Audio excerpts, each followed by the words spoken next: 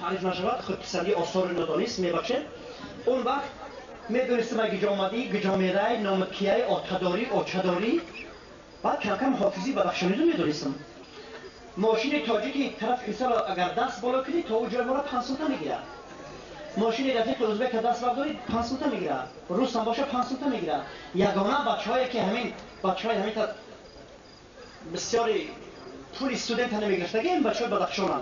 بعد نگاه میکنم ماشین بدخشانی میومد. میفهمیدم که گدیده پنجم افتاباز خالاق. بعد دست میبرداشتم ولو تقبل سمترایی برای تقرار کردن. بعد قرار میکرد سلام علیکم میکردم من میگم که تو ترکارمونه میگم موزم ترشاقه نمونه. بعد میگم از میم پرو سبخ و مرجدت که موزم شجیردم و طرفتر را من انتظار شد من میبیام. اگر 10 مسکت به پای و طورت میشیدم میفروشه کبیر ستریک مثل شوک خودگیر فراز اینجا تمام افکار شکست ماشین تمام شد. موسفید میگه بچه نه 2 کیلومتر دیگه میرم پای و طورتم اصلا دیر میکنم. خیلی من گفتم مثل شوک گیر فراز شد تمام اینجا. ماشین افکار شکست تمام خودم تمام استراف کسم. بعد من آکی اونجا استادگیم ده این طرف میاد در روی میکنم حد سوار میشم. 60 کیلومتر رفتن در کار 3 سومه باید من نتیم. باید خدمت شناس میگم حالا یک آهنگ با نام نولای چپان سرینده سلستی با مارک فلرمانه دارنده یک چند هاردن میدل های استخوانی پشمی و ریزنی و کاغذی اشتراکچی مثل فستیوال های کروبنی در شهرهای خمدان جنگان وزیان شاگرد وفادار مستقدملی شاه دولت حلی نظر محمد بیکوف امیر شاه جان. بعد حیران میمون که امیر شاه جانش کی باشم. بعد سر میکردم حافظی را.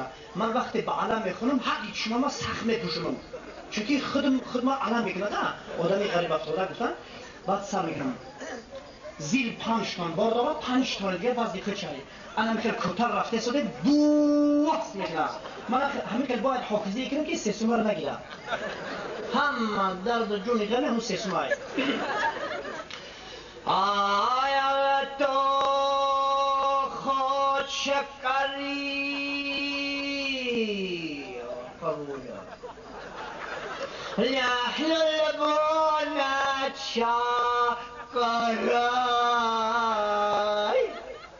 ملدت ستا هاي هاز لحن لبوني قبول وقت شکر میره زدای با تای علمقری عرق میبرم میاندازم ای علم با تای دل میگم ای خدا که یگان ایتا پیشکلتوی میاد سپوس که میگی جونی منم خلاص شو ای جاویدن جونی ماشینم سری کتا میبریم و 4 روز میزنم منم کنگر میگم و از خانه برای من جایت کنم جان هنده شب چشمان سیایت کنم جان هنده شکنم دلم به فریاد هایت ملدت ستا خراغت چشمی چپ هوی میبینم که نگاه میکنم در همون رهای بیرون کج کلت هر دی دستور هوی کرد در پیش لبابای داریه زده ساست اما ملدت سا قبوله همین کس چشمان ما پوشوندم که در اینجا نظریم اونجا میذاریم اونجا نریم در غار میپریم